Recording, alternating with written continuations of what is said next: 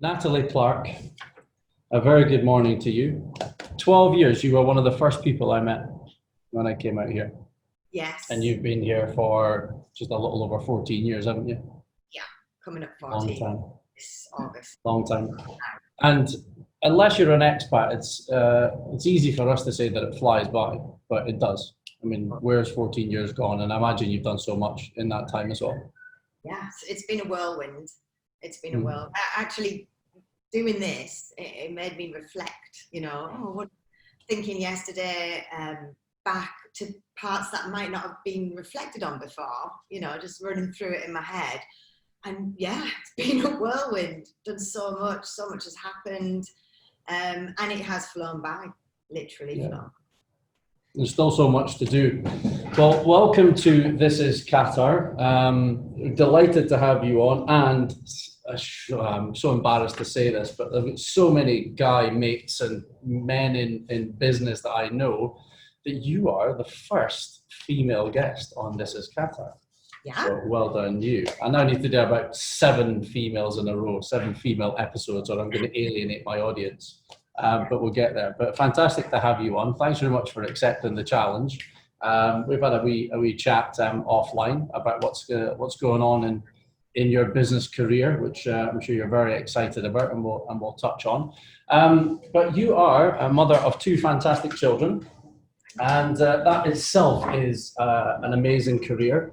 I love and adore my wife, and what she does is just a fantastic. But you have to do it with mixing your career at the same time, which I can imagine brings its own challenges. But how are the family growing up too fast? I would imagine. Too fast. So my son's 10. I can't even believe I have a 10-year-old son. It doesn't seem real, to be honest. I mean, you'll remember, when he was a baby. I do. And my daughter's 7, and overall, great kids. Very proud of how they've turned out to be honest. And they're great. They really are good. They've handled this coronavirus change very well. I'm very proud at how flexible they've been with my working schedule, trying to fit the schooling in and all these things. They've been really flexible with it and took it all in stride, and it's they're great. Thanks. Have you still, you're quite active with them. We follow each other on Instagram and things like that, and pretty much most of your images that I see, there's a lot of inspirational quotes that you do, and there's obviously a lot of pictures with the kids. And you're very, very active with them. How difficult is that to balance? Certainly when you've got a scenario like this, to balance COVID, kids, homeschooling, it must have been quite challenging.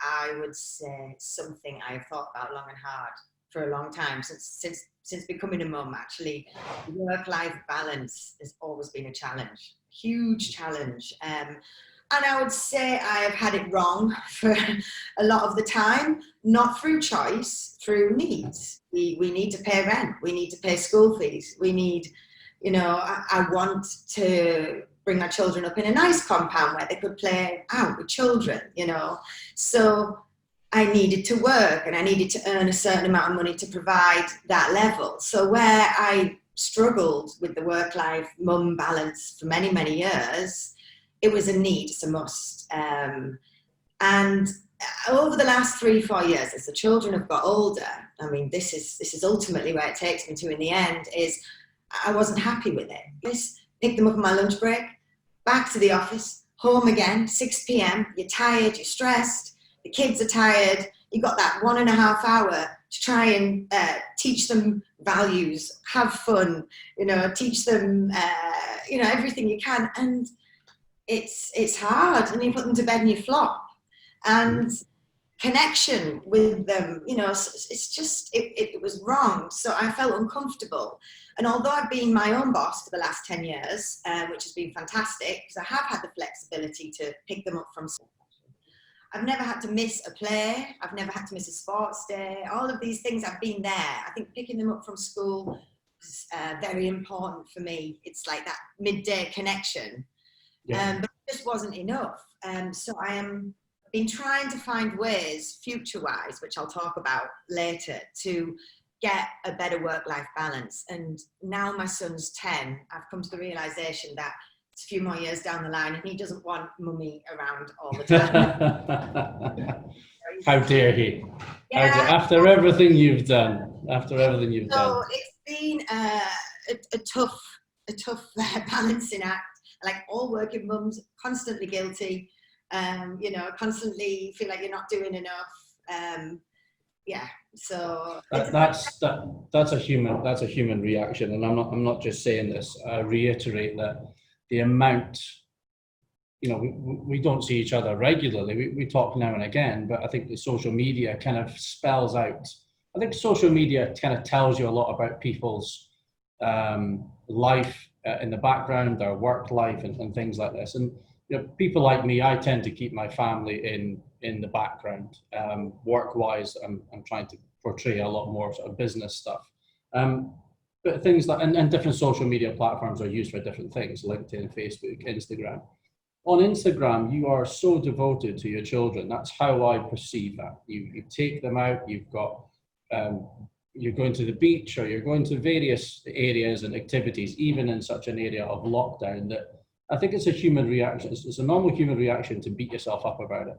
But 100% you don't need to, because the time that you spend with your kids, the way that they've turned out, a little bit suspect with Ryan's hair, I'll be honest. It needs to be true. Did you?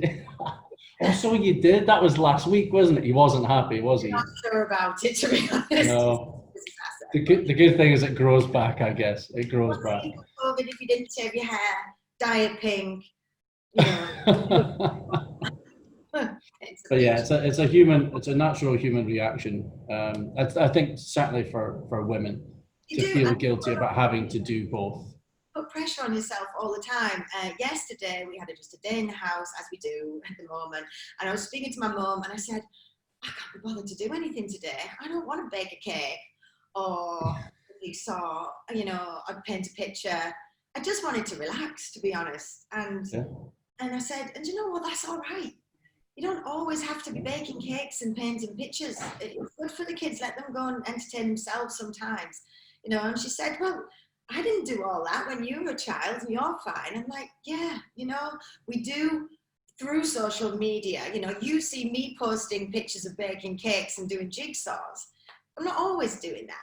And we're constantly presented with the best bits of people's lives. You know, we're constantly presented, all the mums everywhere doing these things, and you put the pressure on yourself to do that. And you have to say, it's all right not to. It's okay to just put the telly on and relax for an hour.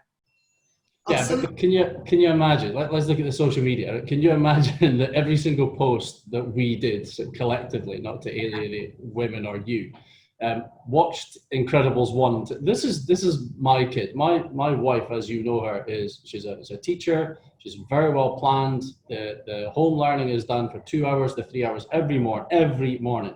They didn't even get a holiday. She was on the ball. But then it's 2 or 3 hours, and then the rest of the day is theirs. They can do what they want. Can you imagine you put on social media, watched Incredibles 1, watched Incredibles 2, watched Gulliver's Travels? Like, what do you do with your children? So you're kind of pushed into this sort of aura of having to put out the positive things that you're doing with your children, so you don't get any backlash. You don't get people saying, oh, well, she's a bad mom, she's just throwing them in front of the telly. But people have to be normal. Me sunbathing yesterday for an hour and say, you know, I don't know, Sophie was at Friends and Ryan was on Fortnite, you know, that's the reality of it.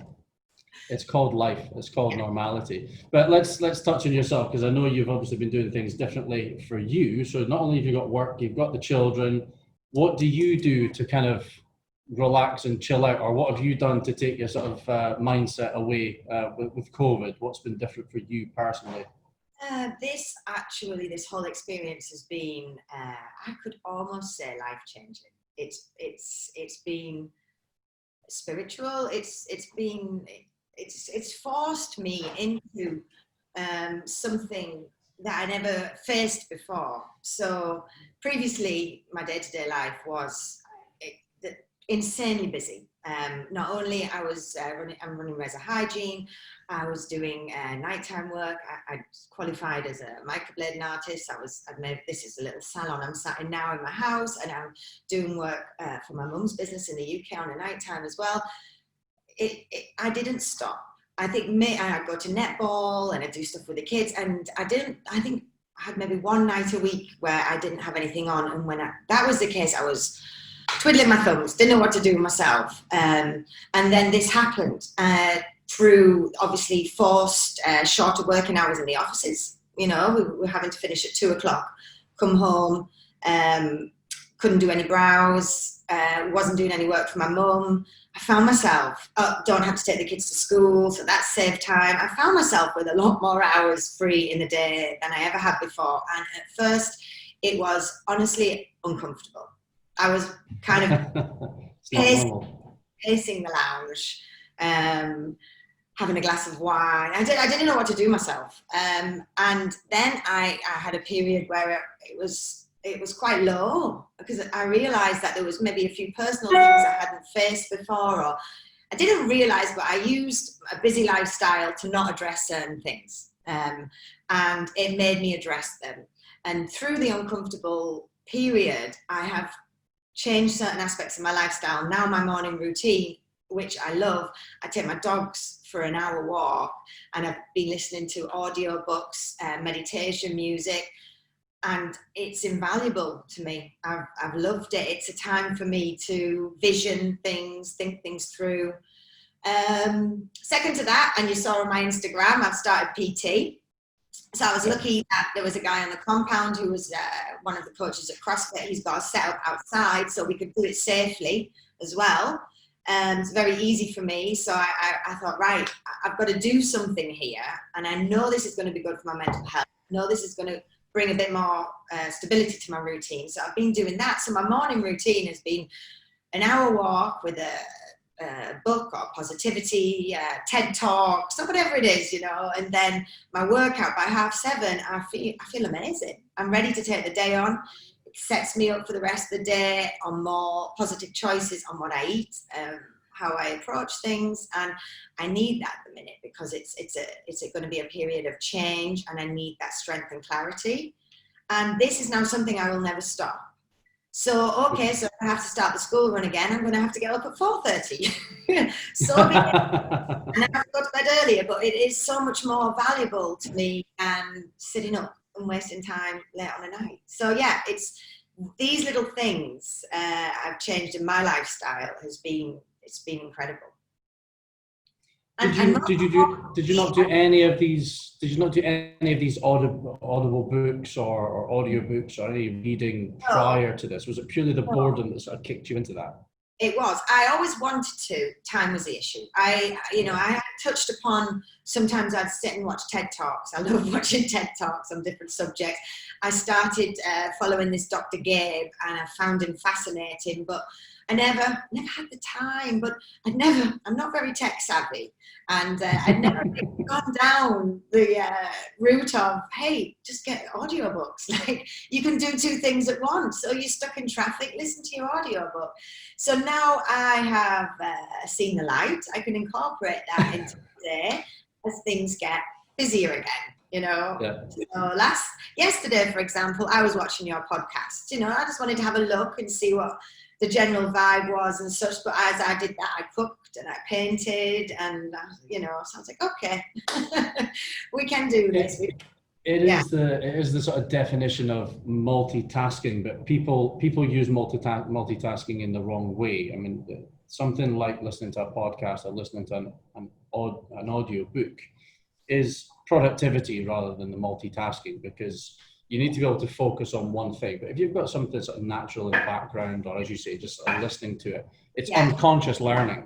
It doesn't need to have that drive and focus. It's unconscious learning. And the fact that you can listen to it over and over and over again, which is one of the biggest lessons I've had, you pick up about 8%, which is scary. You only pick up about 8% of the knowledge or listening to it, because if you're going for a walk, you drift. Your mind drifts all over the place, and you're focusing on different things. So you listen to it 2 or 3 times. Yeah, it's gonna happen.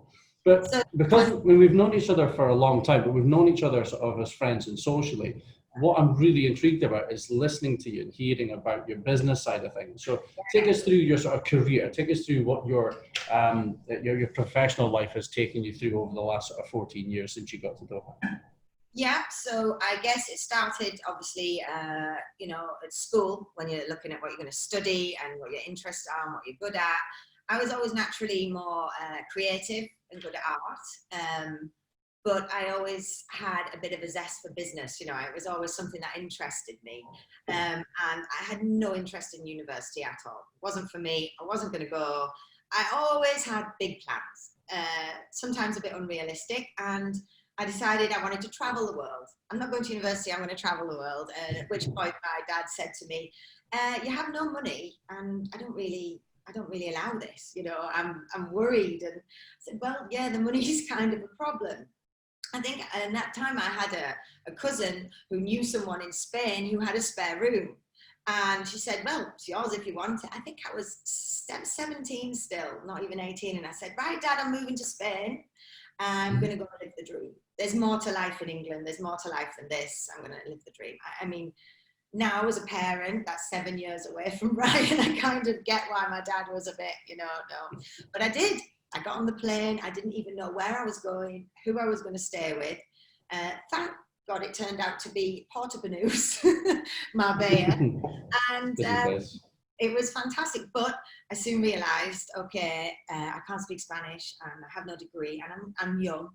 And I got a job selling second-hand car advertising to the UK in this call centre. I mean, it was dire.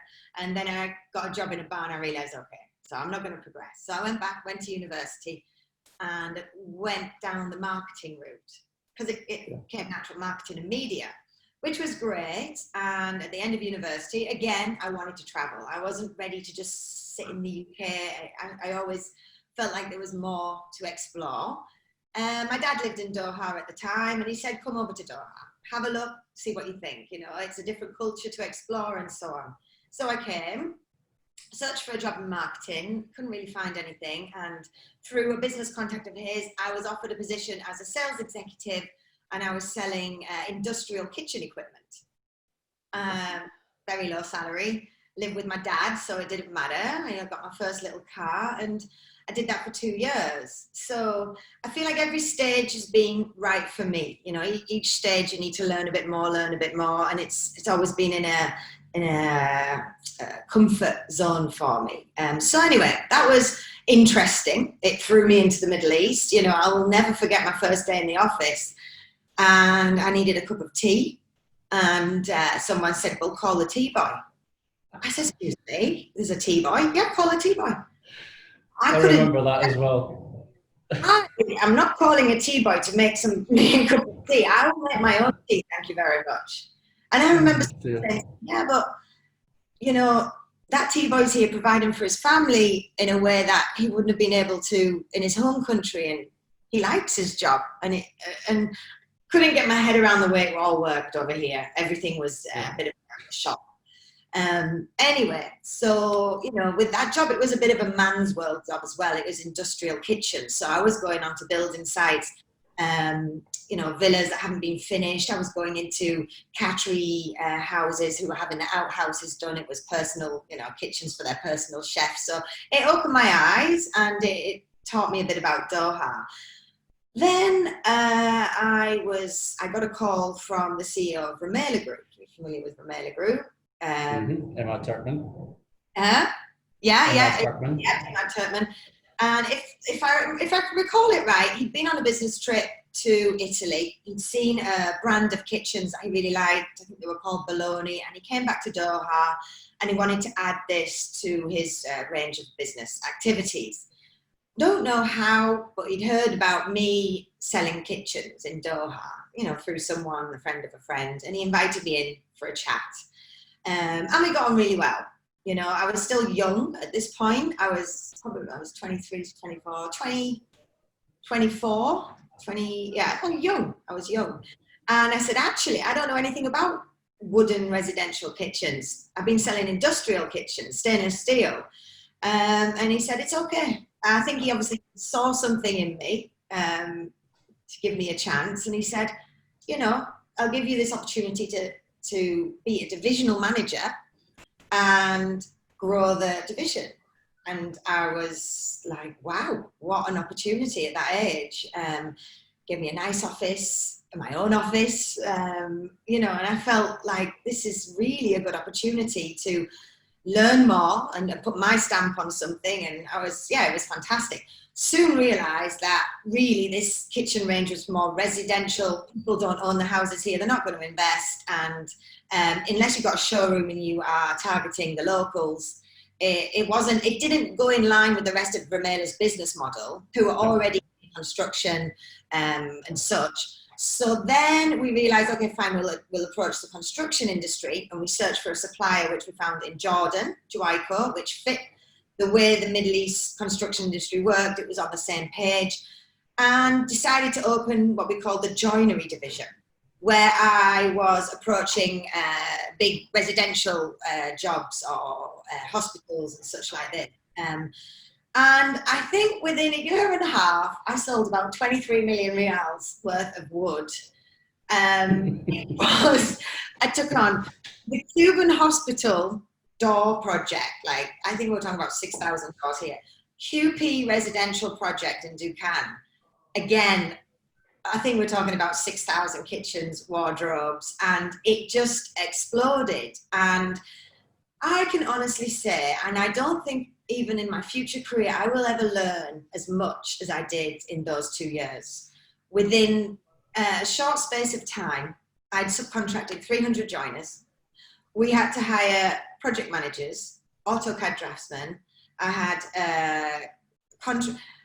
I mean, it was the biggest learning curve. All of a sudden, I had to know how to read bill of quantities, specifications, designs. I had to become an expert in installing kitchens. Resource management, It was methodology, method statements, risk assessments, all the paperwork comes piling down on you. I'll never forget as well when it grew, and I'd gone on holiday and I came back and Imad said, "We found you a project manager. He's a British guy. He was a bit older than me. He's actually from the same area he was in England. We're going to fly him out." And I was so scared to have to manage another fellow Brit that was older than me, a guy. I don't know. It was anyway. It turned out he was an amazing guy, and we're friends now, and we'll always will be friends.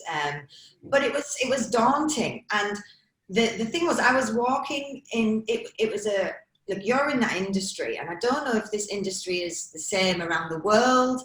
It was brutal. It was cutthroat. For example, the hospital, the Dukan hospital, there was delays on the project, and in Qatar, you do surprise me. Yeah. And every week I had to go up to this weekly meeting in a porta cabin with really tough, mostly Middle Eastern men. Sometimes the owner, you know, of the project sat there, and they're saying, "Why is my project delayed?" And it was like, how many knives can people put in each other's backs? You know, her doors have arrived, but they're the wrong size. Or this has happened, but it's their fault. And then I didn't play the game. It was obviously a game, I realised. I just didn't. I just sat there and said it as it was, which people didn't like. You know, I said, "Actually, your openings are five centimetres off." You know, and to say that in front of the owner and the project manager it was always a, you know, there was I don't know. And then everything had to be backed up by letters. You know, everything had to be backed your audit trail. Your audit trail has got to be amazing. Just CYA, cover your arse. Because as you said, those knives will come out and they'll come and get you. Yeah. You bring out that piece of paper and that is sharper than a knife, I can tell you. But I soon learned the hard way that everything had to be covered with a document. And then in the midst of this, you know, journey, I fell pregnant.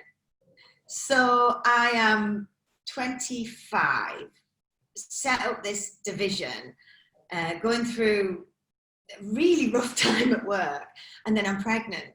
And it was obviously a bit unexpected and, you know, very welcomed. And I thought, my God, how am I going to do this? You know, So I went to Imad and I said, "Look, I'm pregnant. So if you want me to continue running this division, I'm going to need a pay rise. I'm going to need a house. At that point, we were living in a section of a villa. I'm going to need a nanny. And then I can do it. And he was like, That's genius. yeah. That's so funny. Not only did you hit her with "I'm pregnant," you basically followed it up with an upsell and went, "I need. You want me? This is the package, baby and all." I said, okay. And I said, okay, let's do this. Oh, brilliant. Now, I mean, we can touch upon this later or whatever, because it's a whole other subject, but being a woman on a building site anywhere in the middle of Dukan is, and trying to get to be respected in the construction industry, and you stood there with a hard hat and safety shoes. We're all being 8 months pregnant into that mix. It's the middle of summer. It's 50 degrees. I wasn't a small pregnant lady. I wasn't neat. It was scary almost to some people. And I was stood there with a hard hat, my safety shoes, my high vis, in 50 degrees heat, talking about, ironmongery with a load of, Egyptian site managers. And they're just looking at me like horrified. Why is this woman here? This woman should be at home. It's a lot of the cultures and the religions we work with. It was forgive the term, but you were on the wrong side of the kitchen as the project managers were thinking, right? To actually overcome that and gain respect and be heard, it wasn't just your average woman in a man's world walking into a meeting room. This is like a whole different setup. It was a lot of more barriers to overcome, but I pursued, I persisted, I did it. I had my son, and I'd managed to work the whole pregnancy. I'd managed to not go on holiday for a whole year to save up my holiday, because as we know here, you get 50 days leave maternity. And that, with a few Eids thrown into it, I managed to club together 3 months off, which I did. And then I had to go back to work. And the next year to follow was, it was probably one of the worst years yet. I think a young mum, hormones, the need to be at home with your baby, coupled with running such a tough business and so much pressure, driving up to Dukan every day. I literally was, I reached the end. I thought, I'm waving the flag here. I just can't do it. I really reached the end. I mean, there was one particular story I will never forget. I was 9 months pregnant even, driving up to Dukan. It was a sandstorm. You couldn't see your hand. It was midsummer August, because I had Ryan in September, so it was probably touching 50 degrees. I was on my own. And I was feeling pains, and I was thinking, oh my God, I'm in the middle of nowhere here. Please no. Anyway, I had the meeting and I was driving back. Maximum speed limit, isn't it, up that road, 120. And my tyre blew. My car skidded. I was doing 120 across the highway. I think the whole AC unit had fallen through and embedded in a wheel. And the AC obviously stopped. And I managed to get the car steady to the side of the road. And I'm just stood there shaking and thinking, oh my God, it was so hot. I was petrified and I just didn't know what to do. You couldn't see anything. So anyway, by some luck, some of the Remailer technicians had been working on another job in Dukan, and they just drove past me within 5 minutes. They saw the Remailer logo on my car. Thank God it was a Pajero, so it was quite safe. And they stopped and they got me in their little van in the AC. So there was some significant moments where it was tough. So anyway, towards the end of the year, I just couldn't do it. And at that point, my father, who has always been in the hygiene industry all his life and had been working in Qatar, had gone over to a company called REZA Hygiene in Bahrain. And he'd been there maybe 3 years at this point, and they were looking to open a Qatar branch. And he'd said, hey, my daughter's in Qatar. She doesn't have any hygiene knowledge, but she's got knowledge of setting up a business and X, Y, and Z. But I don't want anything to do with it because it's my daughter. You should be into such. So the owner, the sheikh, he flew over and we sat in Lasica and I had my interview. And I think the fact that I'd said that I'd just been in the construction industry for 2 years, managing 300 plus men, he said, if you can do that, you can do this. So he gave me the opportunity and I have never been so happy. You know, I was like, I'm out of that industry. It wasn't for me. So then I joined REZA Hygiene. So this is 10 years ago. And it was a very incredible opportunity to have the freedom to start your own business under somebody else's financial risk, you know, under guidance of my father, as he's been in the industry all his life, and his manager, you know, and the team I had, but to have the freedom to do what you want. And I'll never forget my first working day, and I was sat at home and I'm thinking, I have no boss to report to. I suppose I need to. It was such a weird, liberating feeling, thinking, right, well, I'd best go and find us an office and find some staff. It was that starting point of like, wow, this is my thing. I can do what I want. Everything has to be on your initiative. It has to be on your instigation, but you were free to do that as fast or as slow as you wanted to, and in your strategy. Yeah, and I am a very driven person. I always rise to a challenge, and I found it very exciting. And you know, if I think anyone other than that, it doesn't work. You have to be self-driven. You know, you could say, well, I'm going to have a tea. I don't have to start till 8:30. You know, head out. But no. So the whole thing of building my business, and that's how I feel. Like it is my business. It was amazing to choose the office, choose the warehouse, choose the staff. We made the decisions, you put the procedures in place. And it started literally with me. I employed my first technician, Filipino guy, Jun, and he's still with me to this day. And I was driving him. We were delivering stuff in my car. We were making deliveries. And one of my first contracts was Oryx Botana to do the fragrancing. And you know, these little air fresheners that you get everywhere. I think there was about 60 of them around the hotel, and then the auto janitors that you fit to the toilet. And I didn't have anybody to do the refilling. So I had to do it myself. So there I am with the trolley, filled it up. I went in the back in the service entrance, and I had to eat humble pie a little bit, you know. I had to go in all the toilets and change each air freshener. And I did that about 3 or 4 months. And I got an email from the housekeeper saying, I'm sorry, but no, we're not really comfortable with this. They just weren't comfortable with the country manager coming in and doing the refilling. And so, you know, to learn this business from the bottom, I learned the business from the bottom. When we had an installation, I had to go down to Sunrise Plumbing and just find a plumber, take him, and I had to train him how to fix this stuff. I was like taking instructions from the other branches. So I really did learn from the bottom, and it's been invaluable to me in terms of. It's the only way to do it, I think. It's the only way to do it. I was doing an MBA about Aussie's 5, so it was about 6.5, 7 years ago, and I never got to finish it. But a lot of my contacts were saying you don't need an MBA, and that was their opinion. I still did 5 out of the 7 modules and still got a diploma out of it. But they said being your own boss is as good an MBA as you will ever get. You will learn everything that you need to learn on the job, and if you surround yourself with the right people, coaches, friends, mentors, then they will guide you in a certain direction. And when we started Prime Interiors, which would have been 10 years ago as well, I was building desks, I was building chairs, I was project managing that, because you've got to educate and teach those that you're then going to subsidize to do the work. You've got to get stuck in yourself. Without a doubt. So the whole journey has been invaluable.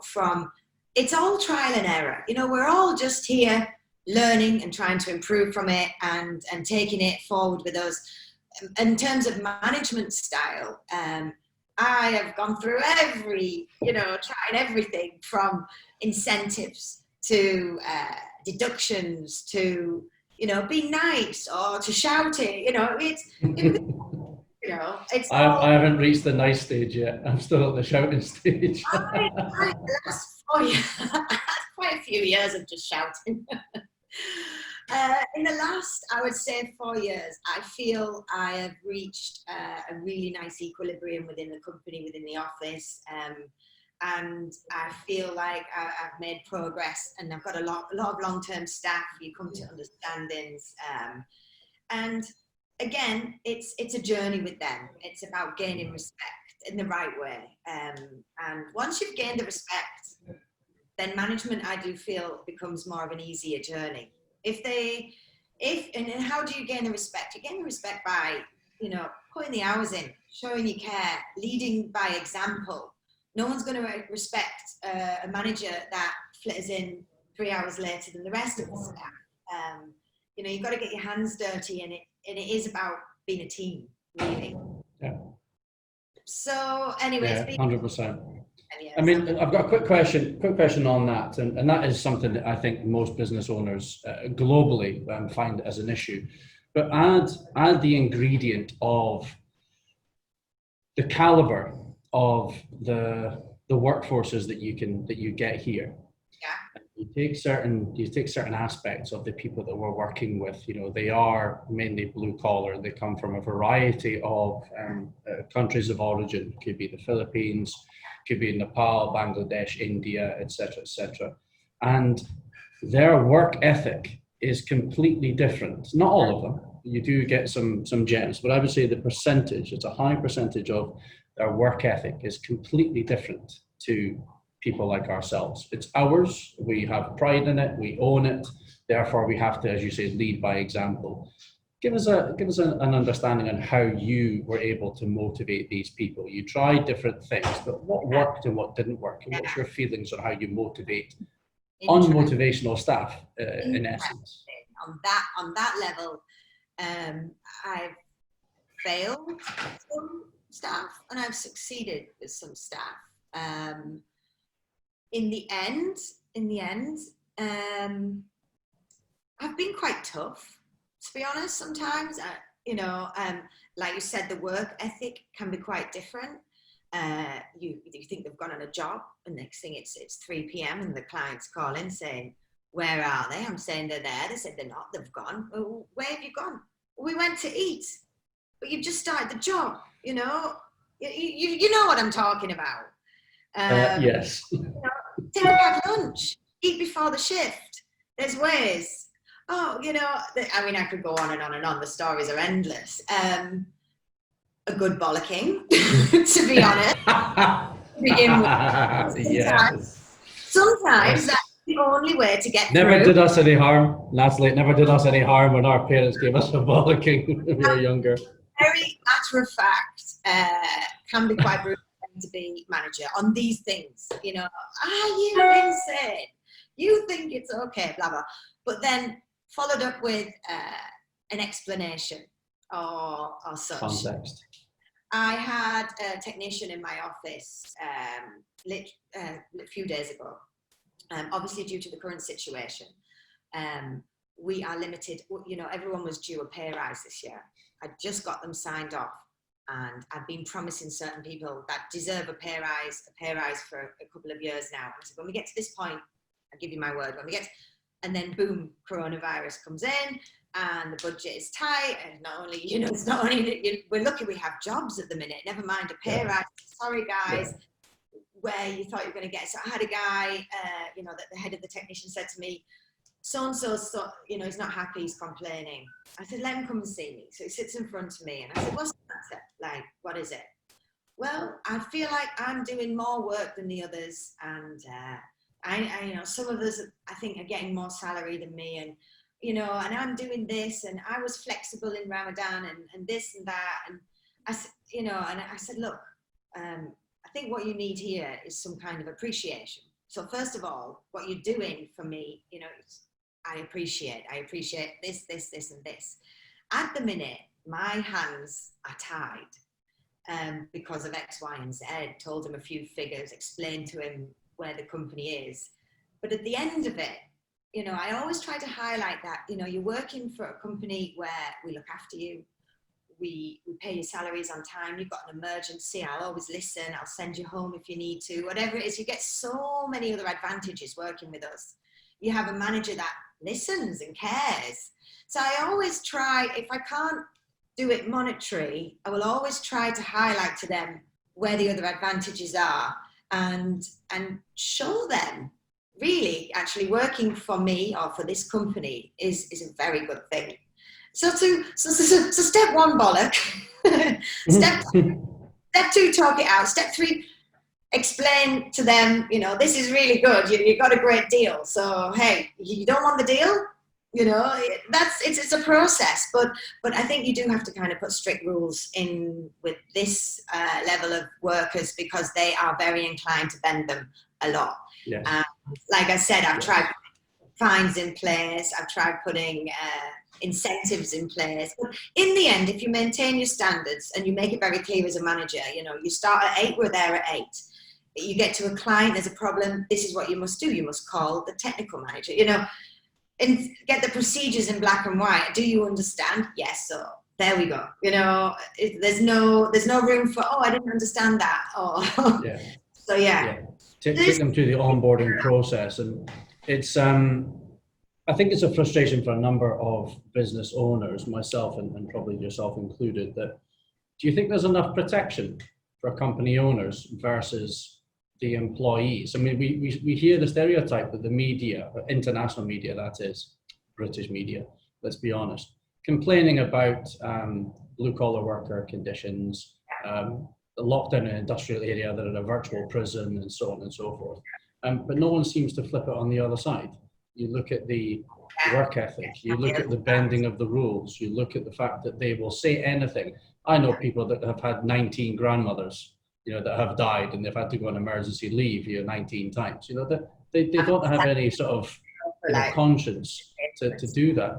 Do you think there's a lack of protection for the business owners against the workers because they are protected 100%? I don't think there's a lack of protection. I think there is.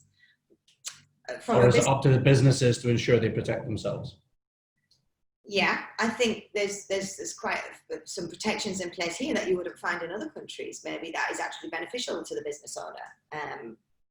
It used to be with the exit permit system and all of these things. I mean, that was full control, really. You know, nobody could steal money and just leave the country. You know, things like this that can happen in other countries, in European countries. They're just free to, steal the money or go and work for a competitor and, you know, give all the information. So that I feel like you are protected.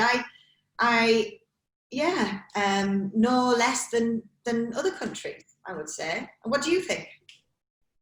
I think looking at employee accountability is most of the time the responsibility of the business owner, and measuring their performance and looking at their KPIs and ensuring that their objectives are achieved.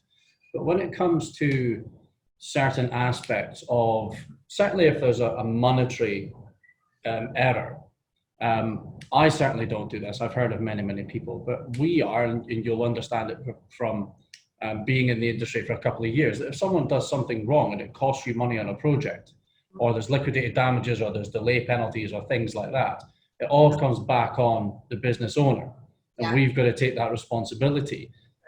What my biggest frustration is that people can leave, exit permit aside, and NOCs. I mean, NOCs are now virtually non-existent. So people can now leave, even though they've made a mistake, walk away with a settlement of end of service benefit and all their salary that they're owed, even if they have not done the job properly, unless you take them down a disciplinary route.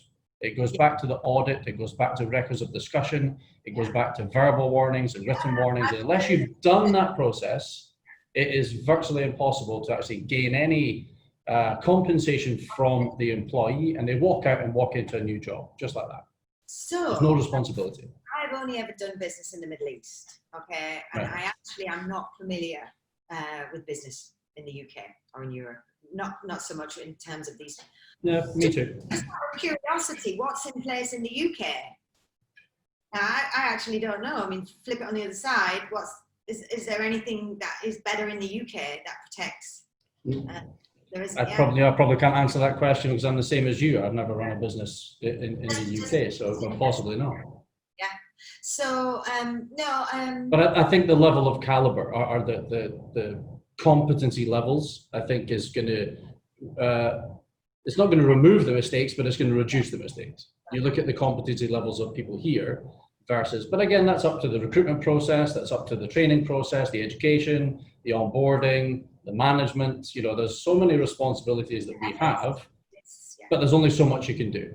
Yeah, that's true. That's true. And as a country manager or whatever, it's your responsibility to ensure that there's procedures in place, the right staff are there to catch any of these issues, hopefully before they get worse. You know, I've had similar issues with staff, a sales lady potentially stealing, and so she was trying to get sales so bad that she was getting friends, you know, in other companies to give purchase orders, and it turns out they never had any intention to pay. We've delivered all this product, and when we finally let her go, there was a lot of debt that was going to be very, you know, couldn't be recovered. And then this certain lady comes back to me and says, well, I need my gratuity and I need this and this. And I'm like, hang on a minute, you know. So I sat her down and I said, okay, this is how much you've cost us. And this is, you know, what you want. I will be obliged to do certain things, but there is no way I'm going to do that. And if you want to take it further, you know, there's the evidence, there's the paperwork. Sometimes you need to be tough, you know. Yeah. I don't think it happens all the time, but again, a lot of them are very, very quick. We'll close this part of the conversation because it's a negative one. I don't want it to be that way because there's some amazing people out there. You know, some of the work that my staff do is fantastic, but we all have bad eggs as business owners. And they come back and it's as if they, you know, they're cap in hand, you know, yeah, but what about my gratuity? Gratuity is a frustration for me because people are getting something that they don't necessarily deserve. If you've got someone that goes back to the UK after 10 years and they've worked their backside off, then great. Flip it on the other side, that I've employed people that are still waiting for gratuity and they've done nothing wrong. They're still waiting for salary and they're not getting it because the employers are saying X, Y, and Z. Now, these are, you know, to sort of close that up, these are not all the time. It's a bit like the media will take something and they will magnify it as if it happens every single day. It doesn't happen like that. And it's certainly not coming from the top, it's coming from middle management. So it's a difficult situation to be a business owner. It's a very difficult situation when you have employees that come to you that you want to treat them with respect, being a small business owner, and the larger companies are manipulating the system that exists in Qatar. So it's a bit of a catch-20 situation. But moving on from that, Qatar has been your home for 14 years. Our podcast is called This is Qatar. Yeah. What is it that you love about Qatar? Because you've been here so long and your family have born and grown up here, you know. What is it that inspires you about this place? So many things, actually. Obviously, I've been here 14 years. I've seen a huge change with a lot more on offer from, if I could break it into two parts, from a family perspective, Qatar has served me extremely well. I do feel, as a working mum, if you look in the day-to-day life, the fact that we can have live-in nannies has been a godsend. Because, you know, I might have moaned and groaned in the early days, oh, it's so hard being a working mum, but at least I didn't have to come home, cook a dinner, walk the dogs, clean the house, do the laundry. This I was always grateful for, number one. The additional work done in the house to, you know, to support my lifestyle. Two, the fact that I had to go to work with the children so young, I loved the fact that they could be at home with a nanny that they knew and that they loved. I wasn't, you know, in England, packing my kids into a car at 6 a.m. in the freezing cold to go and drop them off at a childminder that they don't know, or forcing them into a nursery too early. So my children, I knew, as much as I wasn't there, I knew they were always settled in their house, and that was invaluable as a working mum. So those aspects are really important from a family perspective. Another aspect, which I'm sure everybody will agree with, is the safety of this country. It's just incredible. I have never felt intimidated. I've never felt in danger. I can't imagine going back to the UK and having to be faced with those feelings again, which will happen. Here, you don't lock your car, you don't lock my house. I mean, don't tell everybody. Don't tell anyone where you live. I don't think many Right. people do, Simon. I don't think many people do. You're living in a compound with a security on the gate, not that you need it, but whatever it is, you don't walk down the street and ever feel intimidated. And most of all, compound life, and I think many families can agree with this, is just a dream for young children. Especially, again, as a working mum, being out at work all day, knowing that my children are out playing with other children and socialising in a safe environment. It's so nice. It's like the olden days in the UK when the streets were safe and the kids used to go out. And I don't know where my children were. I just come back from work. Where's Ryan and Sophie? I don't know. Someone's house on the compound, somewhere in the compound. Last night, Sophie walked out with a bag on her back. I'm going to sleep at Libby's. Oh, okay, fine. Like no pre-planning. And the freedom that they had as kids from that age group is invaluable. And I also think as children growing up, to go out onto the compound, 4, 5, 6-year-old, and there's no adults on that tennis court a lot of the time. 5-year-olds going out to play alone.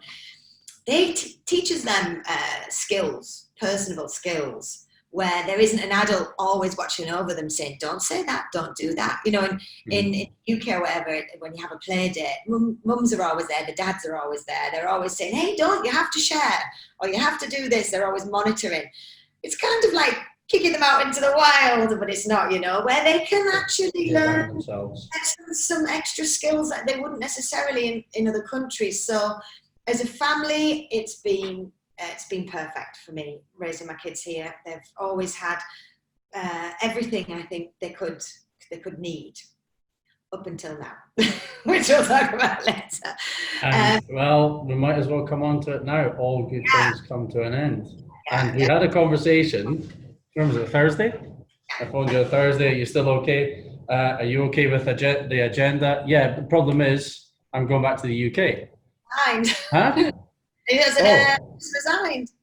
Okay. Right. So why? And what's the plans? The 14 years has served me.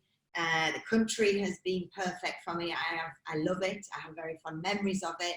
It's in terms of, I didn't touch upon that, but in terms of career, I never would have had the opportunity to do what I've done and learn what I've learned with the financial freedom. It's been good for me financially, so all of this is perfect. It's all been at the right time and I have no regrets. It's amazing. However, it's been 14 years and I've been driving up and down Salwa Road for 14 years and I'm a little bit, bored in a way. It's like the challenge of, REZA Hygiene. The challenge was there. I succeeded. I built the business. It's got a good name in the market. I've got a great team. And then over the last couple of years, that's kind of just how it's been. I have the country manager. I'm not selling as much. I'm a little bit, you lose a bit of passion, I think. Sometimes it can get to that point. And the natural progression, two main things. The natural progression for me in career now is to be self-employed. That's the natural progression for me, to set up my own businesses. And I have so many ideas, too many. And the natural progression for me as a mum is to have more time with my children. Enough's enough. Ryan's 10. And I say this to my friends, I say, well, what are you going back to the UK for? What's this going to achieve? I say, well, actually, one of my dreams is to just pick up my children from school and cook them some dinner. They say, are you mad? I say, no, I want to cook my kids their dinner. I want to be the one to pack the packed lunchbox. I want to take my dogs for a walk amongst nature with my children and slow down. It's time to slow down. It's time to regroup. It's time to enjoy more time with my children. And this is what's important. So my mind's been going over the last few years, how can I do this? How can I break free from being employed, how can I create an income where I can generate enough money to have a nice standard of living, you know, and have more time to spend with my children. And when I first said this idea to a few of my girlfriends here in about 2 years ago, I said, well, maybe I could do this. And one of them said, are you mad? Do you think you can go back to the UK, not have a living nanny, so you now have to cook, clean, take care of a house, generate income, and have more time with your children and more time for yourself, and have a better life and go on more holidays and travel more? I said, yeah, I think I can. I actually think I can achieve this. So it's been a process of a few years of, thinking of ways I can do it. One thing I did, which I'm really glad I did, 2 years ago, I'm sat at brunch and I hear other girls talking, oh, have you heard about this microblading, blah, blah, blah. And I said, what's this? And they said, oh, it's semi-permanent eyebrow tattoo, but have you seen it? And it costs a fortune. And I looked at the pictures, and because art was what I was naturally good at, I looked and I thought, I can do that. And I really miss being creative. I miss art. I mean, I'd love to have maybe been an interior designer in another life or something like that. So I thought, well, I could do that. Create an extra income on an evening, because I don't do anything. I don't watch television. So, do something when the children are in bed. Doesn't affect my time with them. It's productive, it's creative, and it's really good money. So I looked into it. I went back to the UK. I did a course 2 years ago in Windsor, and actually that was one of the best decisions I ever made, because under the security of earning my main income on an evening now, I've built my skill, and I'm at a good level now where this is something I can take into the UK, where I can make a salon in my house. And again, I just put the kids to bed and I can do something I enjoy and create. It's a good income. So that was one thing. It's a bit like my bread and butter. It's my creative income that I call it, and it can work completely around to my time frame, which is fantastic. Marketing. My mum has a magazine business at home. It's a long-established magazine business. It goes back to my nana. She was in advertising in the northeast of England. They have so many connections, which is, as we know, is key in business, and so big reputation. And I started looking at that, and I was thinking, so I started asking my mum a few questions about the business and the business model. And I looked at that and I instantly thought, I could tweak that a little bit and instantly create this much income. And then I could develop it into that and so on. So that's one of the things I'm going to look at. Again, working to my own hours, generating an income with less input, shall we say. And I think another thing I've been looking into and I'm going to do is, I thought, well, what is my skill? Well, I can sell, and I've been selling in the Middle East 14 years. I know how the Middle East works, and I've got a lot of connections, and it would be a shame to walk away after all this time and not capitalize. Yeah, exactly. So that got my brain going, and how can I do that? So I'm going to be developing something a bit like the Middle East middleman, as you would say. I have actually managed to sign with 2 factories, one in Greece and one in Oman, to represent their products in the Middle East. So because I mean, when you know how things work, you know who the right companies are, you know who are going to pay, you know who you have that feel. And I can also do that across Dubai, Saudi, through distributors. So I've started the ball rolling on that, and many more ideas. This is just a snippet, but I need to focus. Well, yes, and we're always learning, and I'm sure you'll continue to do that as well. I'm sure you'll continue to. I mean, have you got mentors and coaches that you reach out to? Who's your biggest inspiration? But this is something nobody. Really? You've done this all off your own back. That is amazing. But you do need someone that's going to give you that sort of, not necessarily a pat on the back, but just give you that sort of pick me up when you are down, because you're setting up a new life. Yes, you've got family and maybe old friends around you, but you're starting all over again with a new network, and you're having to manage your time so much more, I guess, compartmentalized.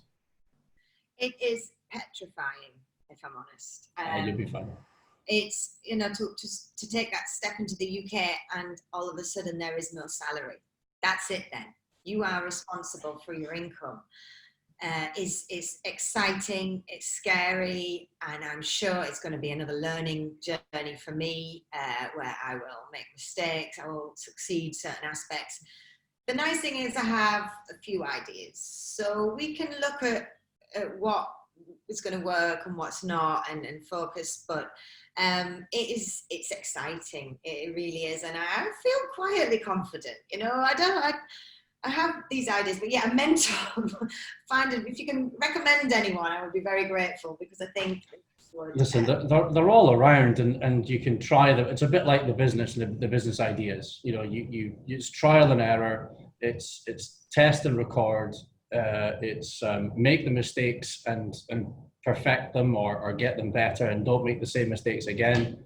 And start now and get perfect later, because so many people, me included, would sit on the fence and they would literally, to the finest detail, well, what happens if that happens? And what happens if this goes wrong?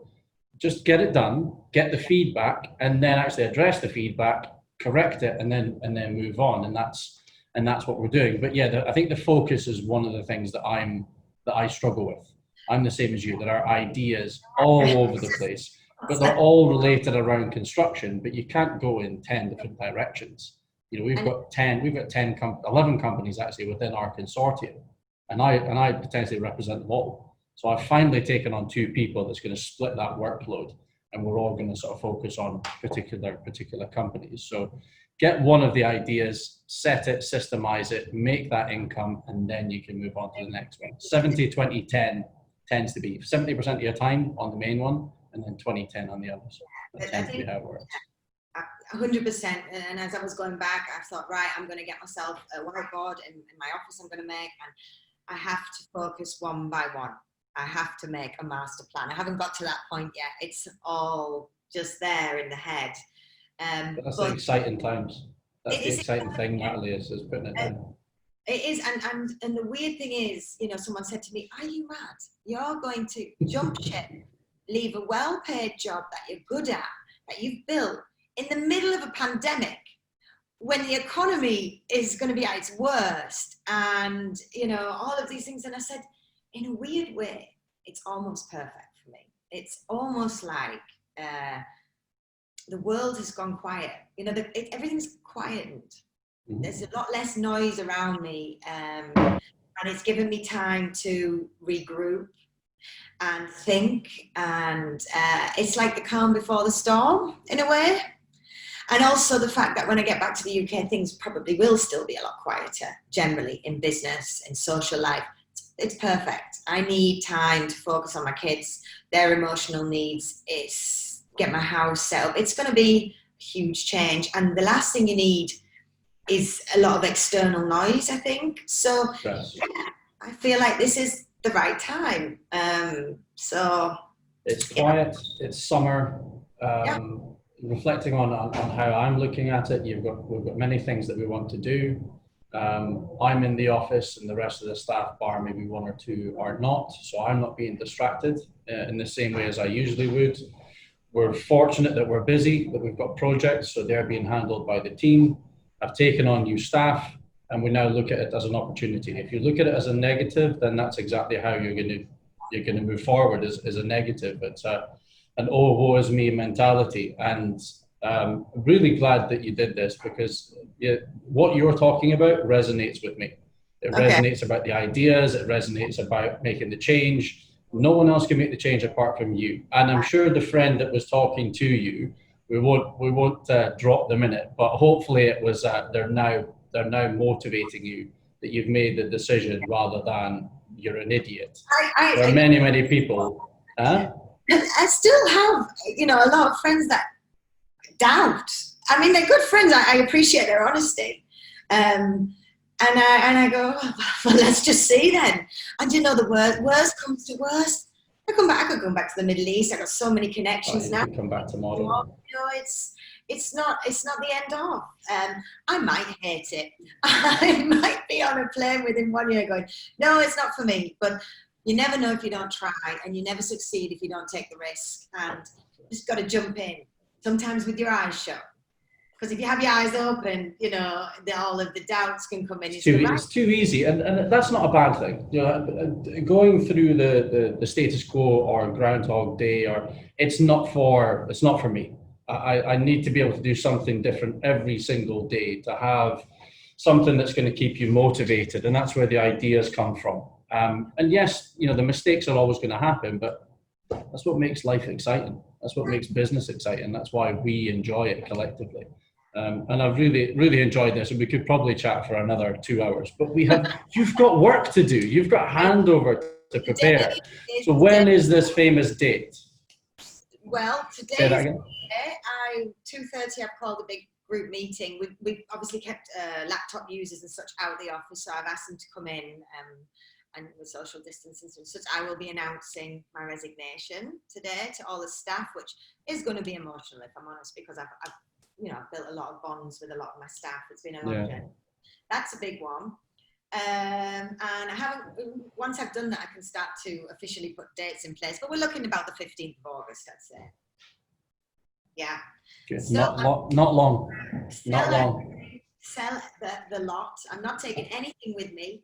I am literally starting fresh, starting with a blank page, which is very exciting.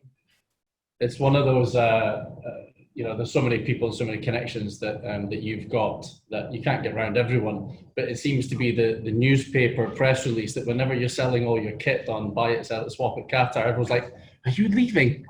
See, I've managed to keep it on my compound Facebook page at the moment, and I've sold everything through that. So I know it's the minute you put the sofa up for sale, it's like, someone's leaving, and then you get the messages, "Are you leaving? Are you leaving?" You know, and the sad thing is, I won't be able to get a mega send off. We can't, because of the situation. I had a big party planned or something, because I have made over hundreds of friends while I've been here, and I think just to finish there, the hardest thing for me is going to be saying bye to the people and the community, and everything else it's just lessons, but that's what I think is irreplaceable. So yeah. Well, I'll give you one more chance to do that, because I chatted to Ronan Kelly on last week's podcast, and I said, and I'm going to ask you the same question, and then you can finish off with what you love about Qatar from a family-oriented perspective. Ronan had many opportunities to go to. Spain was one, and Dubai, as many people have, and I'm sure you've had many colleagues and friends that have left. Did you ever get in? Did you ever have a chance, or were you ever tempted to go to Dubai? No, I did. I had the chance 2 years ago. I had a wobbler again, and I called my dad and his manager. "Oh, I think I want to leave. X, Y, and Z." And I said, "I'm a bit over Qatar now. It's been so many years. I need a new challenge." And they said, "Right, come over." They did say, like, you can come over to the REZA Hygiene Dubai branch. And it was offered to me on a plate, and I looked at it and I thought, no, I don't really want to. I've been to Dubai quite a lot of times socially and for work, and there's no doubt about it. It's great, I love it, but it's a bit much for me, actually. And business-wise, a lot of competition, too many cooks in the kitchen, as you could say. I don't know, I see it a bit like that. Here it's a bit easier to be a big fish in a little pond, if I'm honest.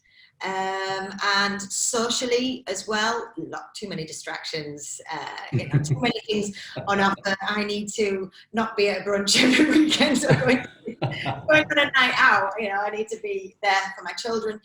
And at the same time, probably a lot more lonelier for me, if I'm honest, sitting in Dubai than it would be here. I'm surrounded by really good friends, and there it's the same. You're in the same villa, the same job, just different streets, different challenges, and more alone. So no.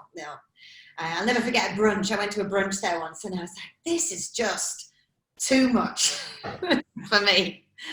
Wasn't the Atlantis? Was it the Atlantis one? Yeah. Yeah. Surprise! I did the same. Yeah. I'm not going to say I haven't been tempted. It's great, but I think realistically, day-to-day life. I've never wanted to. I'd rather just. I know it's very difficult now, pandemic aside, but I've never been. I haven't been in 3 years since the blockade. I'm 40 this year, so I'm going to the sevens. We're going to the sevens for my 40th, and the final's on my birthday, so it's a good enough excuse to go. So that'll be your return trip. You can come back out to the Middle East for the 40th. Why not? Yeah, that would be good. That would be good. Well, the good news is that you haven't seen the back of me yet. If my plans do materialise, then I will be back here, and I'll need to come back here maybe 3 times a year. So I can come back in the school holidays and bring the kids, and that would be my ideal world, of course. Get to come and see my friends, get a bit of sun, do some business. I mean, this is the dream, right? So let's see. So then I think I'll be back in February. So if I'm back in February and all is open again, which it should be, then we can maybe do a bit of a send-off then instead. Sounds like a plan. Yeah. Natalie, thank you very much. I really enjoyed that. I do wish you all the success. I think you're amazing. I think what you've done is fantastic achievement. And you never know. Hopefully we'll get that send off sooner rather than later. Stay on the line just for a couple of minutes, and we will send this out. It'll be on Wednesday. This will be going out, and it will be on iTunes, Spotify, Anchor, and of course our YouTube channel. But for now, Natalie Clark of REZA Hygiene, soon to be not REZA Hygiene, Miss UK. Thank you very much for your time. Thank you very much. Enjoyed it.